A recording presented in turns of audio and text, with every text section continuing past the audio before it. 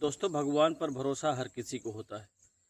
उसके बाद आदमी उसके साथ जैसी स्थिति हो उस पर भरोसा करता है।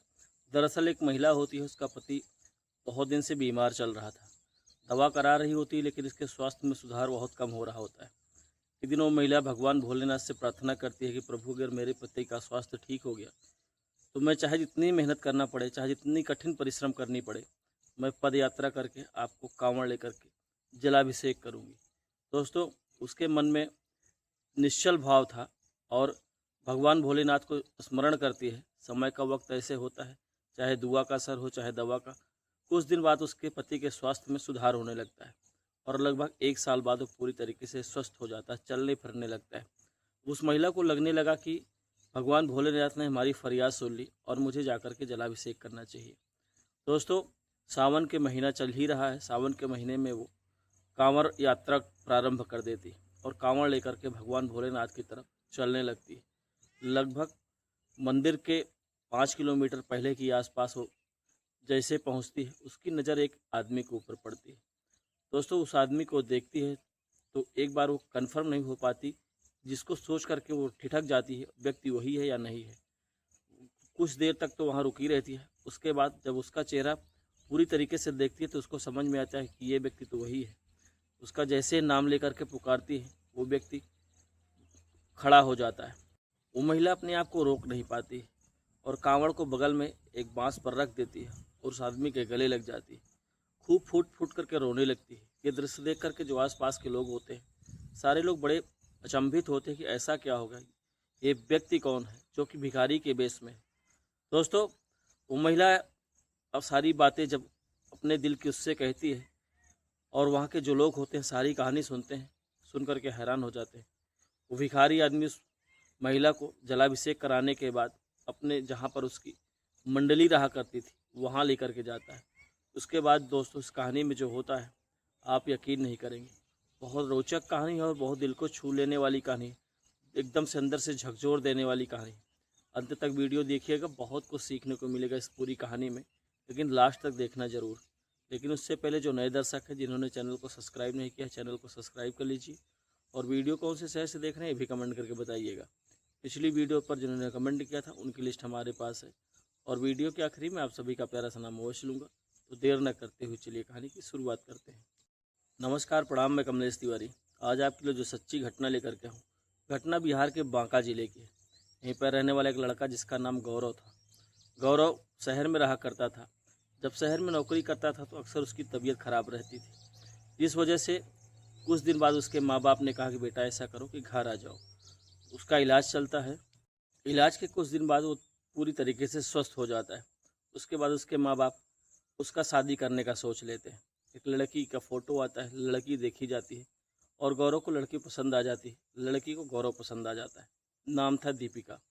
दोनों का धूमधाम से शादी विवाह होता है। शादी विवाह के 1 साल तक तो सब कुछ बहुत अच्छा चलता है, लेकिन दोस्तों अचानक से 1 साल बाद गौरव की तबीयत फिर से ख़राब होने लगती है। और इस बार जब उसकी तबीयत ख़राब हुई तो कुछ इस कदर हो गई कि चलने फिरने में पूरी तरीके से असमर्थ हो गया। चारपाई पकड़ लिया, सारा दिन बिस्तर पर लेटे रहता। कोई सहारा देकर के उसे बाहर ले जाता तो लेटरिन बाथरूम करता, कोई अपने हाथ से खाना खिला देता तो खाना खाता। ये स्थिति बन चुकी थी। जो दीपिका थी उसके सर पर एक अजीब सी मुसीबत आन पड़ी थी। घर वाले भी परेशान थे, दीपिका भी बहुत परेशान थी। दीपिका को ये लगने लगा कि शायद जो मेरे माथे का सिंदूर है वही नहीं रहेगा। वो काफ़ी हद तक परेशान हो जाती है। इलाज करवाती है अपने हैसियत के मुताबिक। जो जहाँ बताता था वहाँ दुआ के लिए भी जाया करती थी, चाहे वो मंदिर हो, चाहे मस्जिद हो, चाहे तांत्रिक हो, चाहे झाड़ फूँक करने वाले ओझा हो। ऐसी कोई दर नहीं बची जहाँ पर उसने मत्था न टेका हो अपने सुहाग के लिए। कोई गलती से भी कहीं बता देता, चाहे वो 10 किलोमीटर हो चाहे 100 किलोमीटर दूर हो, किसी न किसी व्यवस्था करके वो वहाँ पर जाती थी, मत्था टेकती थी। साथ ही साथ ट्रीटमेंट भी चल रहा होता है। लेकिन दोस्तों 1 साल तक इलाज चलता है, कोई विशेष फ़ायदा नहीं। दिन का दिन जो शरीर था वो ढलता ही जा रहा होता था। जैसे जैसे उसका बदन ढल रहा होता है वैसे वैसे दीपिका अपने आप को कमज़ोर समझने लगती। पूरी तरीके से टूट चुकी थी। उसके पास जो पैसे वैसे थे वो भी पूरी तरीके से ख़त्म हो चुके थे। पूरे पैसे उसके इलाज में लग चुके थे। एक दिन थक हार करके भगवान भोलेनाथ के मंदिर में जाती है और वहाँ पर भगवान भोलेनाथ से रोने गिड़गिड़ाने लगती और कहती है कि मैं अपनी सुहाग को अब आपके भरोसे छोड़ रही हूँ। आप या तो मेरा नाव डुबो देना या तो इसको निकाल देना। अगर आपने मेरी नैया निकाल दी तो मैं सुल्तानगंज से जल भरूंगी और पद यात्रा करूंगी बाबा बैजनाथ दर्शन तक। वहाँ से कांवड़ उठा करके आपका जलाभिषेक करूंगी। चाहे जितनी मुसीबतें आएंगी, चाहे जितनी बाधाएं आएंगी, मैं सबको पार करते हुए वहाँ तक जाऊंगी। दोस्तों, मन में एक दृढ़ प्रतिज्ञा लेती है, साथ ही साथ इलाज चल रहा होता है और झाड़ फूँक जहाँ पे करवा रही होती है सब कुछ चल रहा होता है। समय का ऐसा चक्र था कि लगभग 2 साल का समय लग जाता है। 2 साल बाद धीरे धीरे करके सुधार होता है। अब जो गौरव चल फिर नहीं पा रहा होता है, धीरे धीरे करके चारपाई से अपने आप उठ जाता, लेटरिन बाथरूम चला जाता, खाना भी खाने लगा था। कहीं न कहीं जो दीपिका थी उसको विश्वास होने लगा कि जो कुछ कृपा है भगवान भोलेनाथ की है, क्योंकि 1.5 साल तक तो न चले न उठे, न शरीर में किसी प्रकार की चैतन्यता आई, लेकिन धीरे धीरे सुधार हो रहा है तो ईश्वर का ही आशीर्वाद है। दोस्तों, जब गौरव पूरी तरीके से स्वस्थ हो जाता है, उठने बैठने लगता है और खाने पीने लगता है, घूमने टहलने लगता है, तब एक दीपिका कहती है अपने पति गौरव से कि देखो, मैंने भगवान भोलेनाथ से मान्यता मांगी और मैं उस मान्यता को पूरा करूंगी। तो गौरव कहता है कि ठीक है, तुमने मेरी ज़िंदगी के लिए ऐसा कोई दरवाज़ा, ऐसा कोई दर नहीं बचा जहाँ मत्था न टेका हो और न खटखटाया हो, तो मैं तुम्हें इस चीज़ के लिए कदापि मना नहीं करूँगा। गौरव से वहाँ जाने के लिए कह देता है। सावन का महीना जैसे ही आता है, वो मार्केट जाती है, एक भगवा कलर की साड़ी लेती है, एक कांवड़ का डिब्बा और उसमें भगवान भोलेनाथ की तस्वीर और गले में एक 2 रस्सी के माध्यम से बांध करके लटका लेती है। जाती है सुल्तानगंज में स्नान करती है। स्नान करने के बाद वहाँ से जल भरती है और पैदल ही निकल लेती है बाबा बैजनाथ धाम के लिए। दोस्तों, बड़ी कठिन तपस्या, कठिन मार्ग, लगभग 100 किलोमीटर के आसपास का सफ़र। इतना आसान भी नहीं था उसके लिए, क्योंकि कभी इतना पैदल नहीं चली थी, लेकिन उसे सिर्फ एक ही दृश्य दिखाई दे रहा था, वो भी भगवान भोलेनाथ का मनमोहक दृश्य। तो दोस्तों, वहाँ से पैदल लोगों की भीड़ में बोल बम के जयकारे लगाते हुए चल देती है। रास्ता कब कट जाता है पता ही नहीं चलता। लगभग 24 घंटे का सफ़र तय करने के बाद भगवान भोलेनाथ बाबा बैजनाथ के प्रांगण से लगभग 5 किलोमीटर पहले ही पहुँचती है कि अचानक उसकी नज़र एक व्यक्ति के ऊपर पड़ती है। उसको देख करके वो ठिठक जाती है और ठिठक करके अपना जो कांवड़ था उसको एक बांस के सहारे टांग देती है और टांग करके उसके पास बैठ जाती है। उसके पास बैठने के बाद जैसे ही उसका नाम लेती है, कहती तुम संतोष हो क्या। दोस्तों, जैसे ही वो अपना नाम सुनता है वो दंग रह जाता है। दरअसल वो कोई और नहीं था, एक व्यक्ति था जिसकी उम्र लगभग 26-27 साल के आस थी और वो भीख मांग रहा होता है। दीपिका की बात सुन करके जो संतोष था, दीपिका को देखता है तो कहता है दीपिका तुम हो क्या। वो कहती कि हाँ मैं हूँ। दोस्तों, ये संतोष कोई और नहीं था, इसके पीछे एक बहुत बड़ा रहस्य था। दरअसल जो ये संतोष आज भीख मांग रहा था, एक समय था जब दीपिका से अथाह प्रेम करता था। दीपिका के गांव से लगभग 5 किलोमीटर दूर रहने वाला था। जब दोनों साथ एक कॉलेज में पढ़ते थे, वहीं से इनकी दोस्ती हुई थी और दोस्ती प्यार में कब बदल गई पता ही नहीं चला। दोनों एक दूसरे के साथ जीने मरने की कस्में खाई। दीपिका ने भी उसका साथ दिया और ये वादा किया कि हम दोनों ज़िंदगी में एक दूसरे के साथ ही रहेंगे, न मैं किसी और की होंगी, न तुम अपनी ज़िंदगी में किसी और को लाना। दोस्तों, अपने इस फैसले पर जो संतोष था वो तो टिका रहा, लेकिन दीपिका अपने परिवार के फैसले के सामने टूट गई। वो गौरव से शादी कर ली, क्योंकि जो दीपिका के परिवार वाले थे वो संतोष के साथ दीपिका की शादी करने के लिए बिल्कुल नहीं तैयार थे, क्योंकि जो संतोष का परिवार था बहुत ही गरीब था। दीपिका के परिवार मध्यम वर्गीय था और वो जो दोनों की कास्ट थी वो भी अलग अलग थी। दोनों की समान जाति न होने के कारण ये भी बाधा बन रही थी। उसके परिवार वाले दीपिका को बहुत समझाने का प्रयास करते हैं, लेकिन दीपिका तो सिर्फ संतोष के साथ शादी करने के लिए अड़ी थी। लेकिन थक हार करके जब घर वाले नहीं मानते हैं तो दीपिका को मजबूरन समझौता करना पड़ता है, क्योंकि उसके घर वाले बहुत डराते धमकाते हैं कि तुमने ज़बरदस्ती शादी विवाह कर लिया, तो कोई ऊंच नीच काम किया तो ना मैं तुम्हें रहने दूंगा, ना ही तुम्हारे पति को। दुनिया के किसी भी कोने में रहोगी, मैं तुम्हें खोज करके ले आऊँगा और तुम्हारा वो हाल करूँगा जिसकी तुम्हें तमन्ना नहीं है। यदि मेरे थोड़ा सा भी इज्जत पर कोई कीचड़ उछाला तो वो डर जाती है। डर करके समझौता कर लेती है और गौरव से शादी कर लेती है। शादी करके जब ससुराल जाती है तो उसके सर पर ऐसी मुसीबत आ जाती है। जिस रात दीपिका की शादी होती है उस रात संतोष दीपिका से बात करने का प्रयास करता है और कहता है कि मैं एक बार मिलना चाहता हूँ। तो दीपिका कहती है कि मैं नहीं मिल पाऊँगी, क्योंकि मेरे सामने बड़ी समस्या है। मन तो मेरा भी बहुत है तुमसे एक बार मिलने का, लेकिन मैं मजबूर हूँ। संतोष बहुत दबाव बनाता है, लेकिन दीपिका मना कर देती है। अब संतोष को यहीं से लगने लगा था कि जो मेरा प्यार था वो सिर्फ एक वादा था, एक झूठा वादा। दोस्तों, अपने आप को वो बर्दाश्त नहीं कर पा रहा था। उसको ये लग रहा था या तो अपने आप को कुछ कर लूँ या इतनी दूर चला जाऊँ जहाँ ये मुझे बहुत ढूंढने का प्रयास करे, फिर भी मैं ना मिलूँ। संतोष उस रात गाँव छोड़ करके चला जाता है, और कहाँ चला जाता है किसी को पता नहीं चलता। लोग बहुत ढूंढने का प्रयास करते हैं, किसी को कहीं अता पता नहीं चलता। ना तो फ़ोन लेकर के जाता है, ना ही घर से कुछ लेकर के जाता है। जो बदन पर कपड़े थे वही पहन करके वो गांव छोड़ करके चला जाता है। अगले दिन दीपिका अपने ससुराल चली जाती है, लेकिन उसके दिल में आज भी संतोष के लिए प्यार था। ससुराल पहुंचने के बाद भी बेशक अपने पति गौरव के साथ थी, लेकिन दिल उसका संतोष के लिए धड़क रहा था।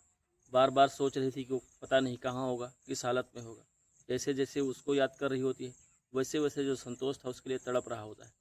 लेकिन संतोष तो आज उसको किसी और की बाहों में महसूस कर रहा था। संतोष को ये जो दर्द था खाया जा रहा था। शादी के बाद दीपिका ससुराल में थी तो ज़रूर, लेकिन एक ही साल बाद उसके ऊपर ऐसी मुसीबत आन पड़ी कि धीरे धीरे करके वो संतोष को भूल गई। लेकिन जो संतोष था दोस्तों, वो शायद दीपिका को आज तक नहीं भूल पाया था। वो वहाँ से ट्रेन पकड़ता है और सीधा निकल जाता है बाबा बैजनाथ धाम। ये सोच करके जाता है कि वहीं रहूँगा, भिक्षा मांगूंगा या कुछ भी करूँगा, किसी तरीके से अपनी ज़िंदगी काट लूँगा, लेकिन गांव नहीं आऊँगा। क्योंकि उसकी मोहब्बत के जो चर्चे थे गांव के 2-4 किलोमीटर में थे। काफ़ी चर्चित मोहब्बत थी। उसको लगा कि मैं अगर दीपिका को हासिल नहीं कर पाया, गांव गया भी, तो गांव के लोग मेरे ऊपर हंसेंगे, ताने मारेंगे। ये लैला मजनू बनते थे, लैला किसी और की हो गई और मजनू आज भी अकेला टहल रहा है। ये सब सोच करके दोस्तों वहाँ पहुँच जाता है। वहाँ पहुँचने के बाद उसकी ज़िंदगी में बहुत सारे मुसीबतें आई। उसके पास ना कोई काम बचा, ना कोई धंधा। लास्ट में थक हार करके उसको भिखारी बनना पड़ा। बड़ी बड़ी दाढ़ियाँ, बड़े बड़े बाल रख करके, गंदे गंदे कपड़े पहन करके वो बैठ करके एक कटोरे में भीख मांगता था। जो दर्शन करने लोग आते, जो 2-4 10 रुपये 20 रुपये दे देते, उसी में शाम को पेट भर करके सो जाता था। लेकिन शाम को खाना खाने के बाद ऐसी कोई रात नहीं थी जिस रात को दीपिका को याद न करता। आज भी दीपिका का चेहरा उसकी आंखों में तस्वीर बन करके छपा हुआ था। हर रात, हर दिन सिर्फ दीपिका की यादों में जिया करता था। उसको यही लगता था पता नहीं दीपिका हमको दोबारा मिलेगी कि नहीं मिलेगी। यदि मिल जाती और उसके सामने प्रस्ताव रख देती कि मैं तुम्हारे साथ रहना चाहती हूँ, तो आज भी उसको अपने साथ रख लेता। दोस्तों, ऐसा भेष बना चुका था कि लोग उसको पागल समझते थे। वो ये नहीं समझता था कि ये जो पागल है, ये किसी की मोहब्बत का पागल है। दोस्तों, वहीं पर भीख मांगने लगता है। अचानक जब दीपिका वहाँ पहुँचती है, इन दोनों का मिलाप होता है। दीपिका की आंखों से झरझर झर आंसू बहने लगते हैं। जैसे एक दूसरे का नाम से संबोधन करते हैं। दीपिका अपने आप को रोक नहीं पाती और उसके गले लग जाती है। दोस्तों, संतोष से कहती कि लगभग आज 3 साल बीत गया, और इस 3 साल में जो है तुम्हारा न कोई अता न पता। मैं 1-2 बार गई भी, किसी से जानने का प्रयास भी किया। मुझे पता चला कि तुम गांव छोड़ करके चले गए हो। तब से आज तक न तुम्हारा कोई पता चला, न कोई सुराग मिला। मैं बहुत तुम्हारे लिए परेशान थी, लेकिन मेरे सर पर एक ऐसी मुसीबत आन पड़ी, मजबूरन मुझे भूलना पड़ा। संतोष कहता है कि ऐसी क्या आफत आ गई तुम मुझे भूल गई। मैं तो आज भी तुम्हारी यादों के सहारे जिंदा हूँ, स्थिति चाहे जो भी हो। दोस्तों, सारी कहानी अपने पति के बारे में बताती है।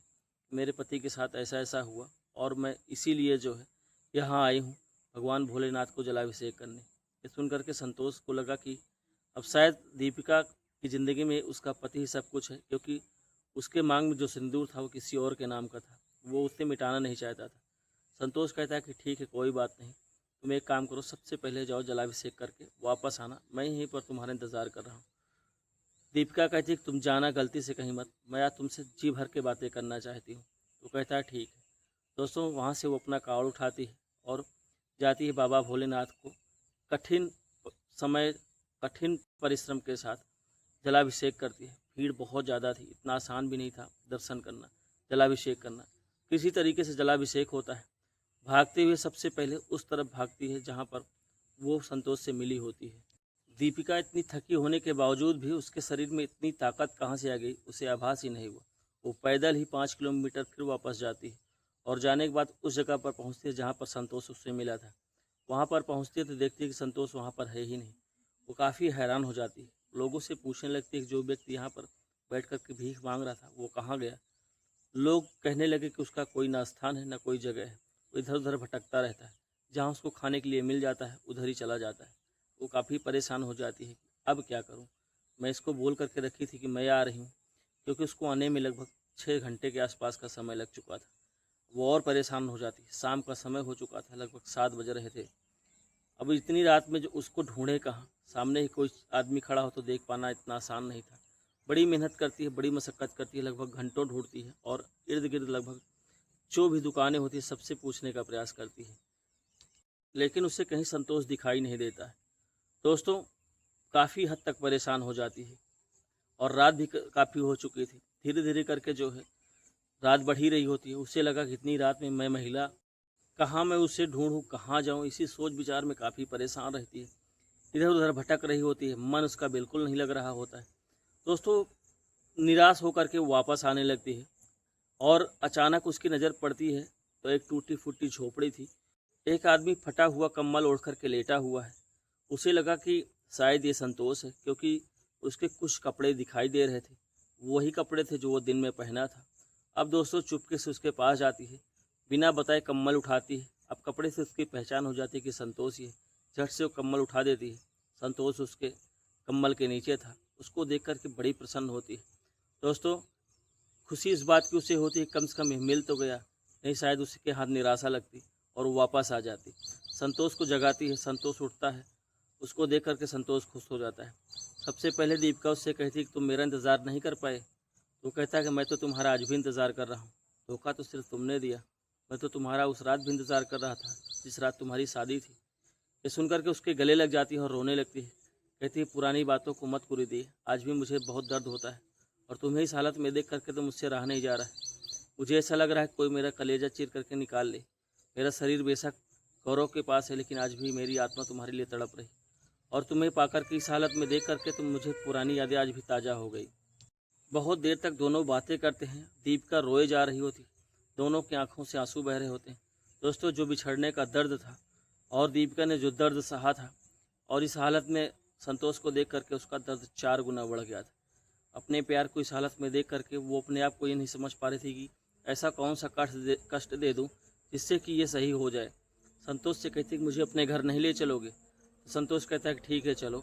वहाँ से दोनों उठते हैं और उठ करके दोस्तों संतोष लगभग 400-500 मीटर की दूरी पर एक टूटी फूटी झोपड़ी थी, वहाँ पर ले जा करके बड़े बड़े पत्थर पड़े थे, वहीं पर इसको बिठा देता है और कहता है कि यही मेरा घर है। ना मेरा कोई घर, ना ही मेरी कोई जगह है। जहाँ जगह मिल जाती है वहीं सो जाता हूँ। कोई रूखा सूखा दे दे तो उसको खा लेता हूँ, या कोई 10-20 रुपए देता है उससे खरीद करके खा लेता हूँ। बस यही मेरी ज़िंदगी है। क्योंकि मेरी ज़िंदगी में बहुत बड़ा सपना था, मैंने बहुत कुछ सोचा था तुम्हें लेकर के, लेकिन तुमने हमारा साथ छोड़ दिया। और सच ये है कि अब मैं जीना भी नहीं चाहता। मैं जिस हालत में हूँ इस हालत में बहुत खुश हूँ। अब मुझे गाँव जाने की इच्छा होती है और ना ही किसी के प्रति मेरे दिल में प्रेम है, ना ही मुझे शादी में कोई इंटरेस्ट है। दोस्तों, दोनों जी भर के बात करते हैं और पूरी रात दोनों बात करते हैं। अगले दिन सुबह होती है। बात करते करते कब सुबह हो जाती है दोनों को पता ही नहीं चलता। वो पूरी रात यूं ही दोनों में बातें करते निकल जाती है। अगले दिन सुबह दीपिका उससे हाथ जोड़ करके कहने लगते हैं कि संतोष तुम मेरे साथ चलो, तुम्हारे माँ बाप बहुत परेशान हैं, तुम्हें बहुत ढूंढने का प्रयास किए।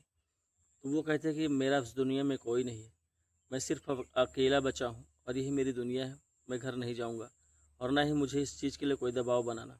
और साथ ही साथ अगर तुम मुझसे कभी भी सच्ची मोहब्बत की हो तो उसकी कसम है किसी से ये बताना भी नहीं कि मैं यहाँ पर हूँ। यदि मेरे गांव घर से कोई आ गया तभी तो तुम मुझे इस बार जिंदा देख ली हो, शायद कि दोबारा मुझे नहीं पाओगी। ये बात सुन करके दोस्तों दीपिका बड़ी ज़ोर से रोने लगती है। कहती है संतोष तुम्हारा दिल इतना पत्थर कैसे हो गया? तुम वही संतोष हो जो एक छोटी सी खरोच मुझे लग जाती थी तुम ज़ोर ज़ोर से रोने लगते थे, और जब मैं 1-2 दिन बात नहीं करती थी तुम किसी न किसी बहाने मेरे गाँव मेरे घर आ जाया करते थे। तुम इतने पत्थर कैसे हो गए? वो कहता है कि इस पत्थर दिल को बनाने में सबसे बड़ा जो श्रेय है वो तुम्हारा ही है, किसी और का नहीं। काश तुम मेरी होती तो आज हमारी ज़िंदगी कुछ और होती। मैं मेहनत करता, मजदूरी करता, लेकिन अपने से ज़्यादा तुम्हें खुश रखता। दीपिका बड़ी हैरान हो जाती है, दो माया में पड़ जाती है, उधर पति इधर प्रेमी। किस रास्ते पर जाए? जिस पति की लंबी आयु के लिए वो इतनी कठिन परिश्रम करके जलाभिषेक करने आई थी, उसी रास्ते पर उसका प्रेमी मिल जाता है। वो भी नहीं समझ पा रही थी कि पति के साथ रहे या प्रेमी के साथ रहे। प्रेम उसको दोनों से हो चुका था, क्योंकि वो जीवन साथी था और उसकी ज़िंदगी का ये पहला प्यार था। पहला प्यार वो भी इस अवस्था में, इस हालत में कि उससे देखा नहीं जा रहा था। वो समझ नहीं पा रही थी कि मैं क्या करूं क्या ना करूं, बड़ी असमंजस में पड़ी रहती है। दोस्तों अगले दिन दोनों में बातें होती है।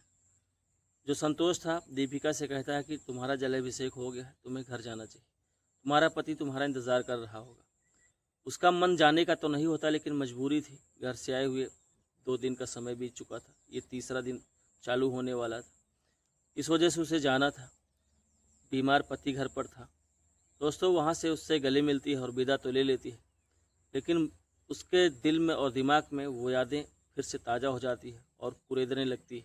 दीपिका वहाँ से टेम्पो पकड़ती है, स्टेशन आती है, स्टेशन से ट्रेन पकड़ती है और शाम तक घर आ जाती है।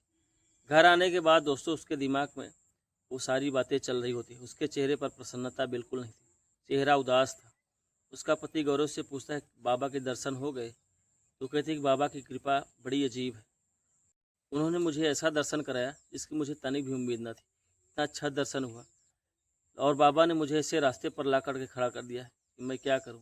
इतना सुनकर के गौरव ने कहा क्या हुआ, कुछ बात हो गई क्या?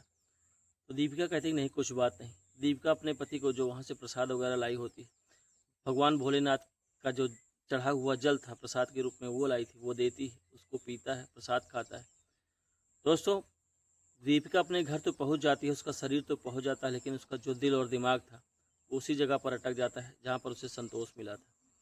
संतोष के दिमाग में जो यादें कहीं न कहीं कुछ कम हुई थी, आज वो भी बहुत ज़्यादा हो गई थी। उधर संतोष उससे मिलने के लिए तड़फड़ाने लगता है। संतोष वही फिर जो पुरानी ज़िंदगी 3 साल पहले की होती है उसमें डूब जाता है। उसको ये लगने लगता था कि मोहब्बत पुरानी हो रही थी, धीरे धीरे भूलने का प्रयास कर रहा था। फिलहाल कुछ तो कम हुई थी, लेकिन आज मिल कर के फिर से ताज़ा कर गई। दोस्तों 3-4 दिन का समय बीतता है। इस 3-4 दिन में जो दीपिका थी उसके शरीर में मानो उलझन सी मची थी। उसको यही लग रहा था कि संतोष को मैं इस हालत में नहीं दे सकती। बेशक मैं शादी करके आई हूँ, लेकिन मैं उससे आज भी बहुत प्रेम करती हूँ। 4 दिन बाद अपने पति से कहती कि मैं गाँव जाना चाहती हूँ। तो कहता है ठीक है। दोस्तों अपने गाँव जाती है। गाँव जाने के बाद अपने घर जाती है। घर से एक दिन कोई सामान खरीदने के बहाने घर से निकलती है और पहुँच जाती है संतोष के घर। वहाँ जाती है तो देखती है उसके बूढ़े माँ बाप हैं और उसका एक भाई था जो संतोष से छोटा था, वो मिलता है। उसको देखते ही वो लोग उल्टा सीधा बोलने लगते हैं। कहते हैं कि तुम्हारी वजह से मेरा भाई चला गया और तुम मेरे घर फिर क्या करने आई हो, कौन सा चेहरा लेकर के आई हो। दोस्तों उनके पैरों पर गिर पड़ती है और रोने लगती है। कहती है कि मुझे माफ़ कर दो जो गलती हुई, लेकिन मैं आज आपको वो एक बात बताने आई हूँ जिसकी आप लोगों को तनिक भी उम्मीद नहीं। ये सुनकर के वो लोग थोड़ी देर के लिए चुप हो जाते हैं। कहते हैं कि अब कौन सी बात है? बताती है एक संतोष के बारे में। जैसे ही संतोष के बारे में कहती है सारे लोग चुप हो जाते हैं। कहते हैं क्या बात है संतोष के बारे में, क्या जानती हो? बताती है कि मैं गई थी बाबा धाम, वहाँ पर मुझे संतोष मिला था। हम लोग काफ़ी बातें किए, पूरी रात साथ में थे और उसने मुझे कसम भी दिया था कि मुझसे सच्चा प्रेम करती हो मेरे घर में मत बताना। लेकिन मैं उससे रहा नहीं गया, मैं उसको ऐसी हालत में नहीं दे सकती क्योंकि वहाँ पर वो भीख मांग रहा था और आज मैं उससे प्रेम करती हूँ। मैं मजबूरी में जो है उसके साथ शादी की, नहीं तो मेरा सपना था संतोष के साथ शादी करने का। मजबूरी में मैंने जो कुछ किया मजबूरी में किया। दोस्तों जैसे उसका भाई उसके माँ बाप सुनते हैं, सारे लोग खुश होते हैं, पूरी जगह लोग सब कुछ पूछते हैं। वो बताती है कि ऐसी जगह है, वहाँ पर जाओगे तो हो सकता है कि एक जगह ना मिले, इर्द गिर्द ढूंढोगे तो मिल जाएगा। उसका भाई दोस्तों अपने 1-2 रिश्तेदारों को लेता है और लेकर के उस जगह पर ढूंढने लगता है। पूरा दिन ढूंढते हैं। अचानक शाम को उसकी नज़र वहीं पर पड़ जाती है जहाँ पर वो बताई रहती है कि वहाँ पर हो सकता है कि कम्बल ओढ़े मिले, जो कुटिया होती है। उस कुटिया के पास जैसे ही पहुँचते हैं, पत्थर जहाँ रखा होता है, संतोष उसे मिल जाता है। उसको देखते ही तो उसका भाई रोने लगता है गले लगा करके और कहता है कि एक प्यार के लिए इतना पागल हो गए हो तुम, ये वेशभूषा बना करके रखे हो। दोस्तों उस संतोष को पता चल गया कि जो दीपिका थी मेरे घर जा कर के सारी बात बता दी। उसके जो गांव वाले रिश्तेदार थे सारे लोग मिल कर के संतोष को लाते हैं, अच्छे से कपड़ा खरीदते हैं, पहनाते हैं, उसकी जो दाढ़ी वगैरह होती है बनवाते हैं, उसे एक मनुष्य के भांति बना करके गांव लेकर के आते हैं। गांव में दोस्तों जैसे ही आता है पूरे गांव में चर्चा का विषय बन जाता है कि संतोष लगभग 4 साल बाद गांव वापस आया है। इन 4 सालों में संतोष की जो ज़िंदगी थी बद से बदतर हो गई थी। दोस्तों जैसे ही संतोष गांव आता है खबर दीपिका को लगती है। दीपिका बड़ी प्रसन्न होती है। इसीलिए कहते हैं दोस्तों किसी से प्यार करो तो उसको निभाओ, किसी के दिल के साथ कभी खेलना नहीं चाहिए, किसी के जज्बात के साथ खेलना नहीं चाहिए। इंसान किसी को चाहता है तो शिद्दत से चाहता है, जैसा कि संतोष ने चाहा। दीपिका ने तो घर बसा लिया, लेकिन संतोष का जो घर था, ज़िंदगी थी, वो पूरी तरीके से उजड़ गई थी। तो दोस्तों आज की कहानी में बस इतना ही। वीडियो कैसी लगी कमेंट करके ज़रूर बताइएगा। कल मिलूंगा एक नई कहानी के साथ, लेकिन जाने से पहले जिन्होंने पिछली वीडियो पर कमेंट किया था, 2 मिनट उनका प्यारा सा नाम लेना चाहूँगा। दिलीप राजपूत खंडवा गोकुल गाँव से, नीलेश हैदराबाद से, रुद्र त्रिपाठी, सुरेंद्र महतो झारखंड से, PN तिवारी जी बलिया उत्तर प्रदेश से, विजय कुमार, कुमार नरेंद्र देव जहानाबाद बिहार से, सुबेग सिंह, राधेश्याम पटेल जौनपुर उत्तर प्रदेश से, सुरेश कुमार झांसी से, लवकुश धाता फतेहपुर से, अंकित कुमार झारखंड से, अशफाक आलम बिहार से, लखन निर्मल झारखंड से, रामानुज पांडे झारखंड से, रुद्र प्रताप नारायण त्रिपाठी महुआ उत्तर प्रदेश से, हनीफ खान, अब्दुल कयूम, रहमुद्दीन आलम, जगदीश प्रसाद पटना बिहार से, अमर कुमार सिंह, मनोज कुमार ध्रुव छत्तीसगढ़ से। आप सभी ने वीडियो पर इतना प्रेम और स्नेह दिया, ऐसे ही प्रेम और स्नेह बनाए रहें। कल मिलूंगी नई कहानी के साथ। आज की कहानी में बस इतना ही। धन्यवाद, नमस्कार।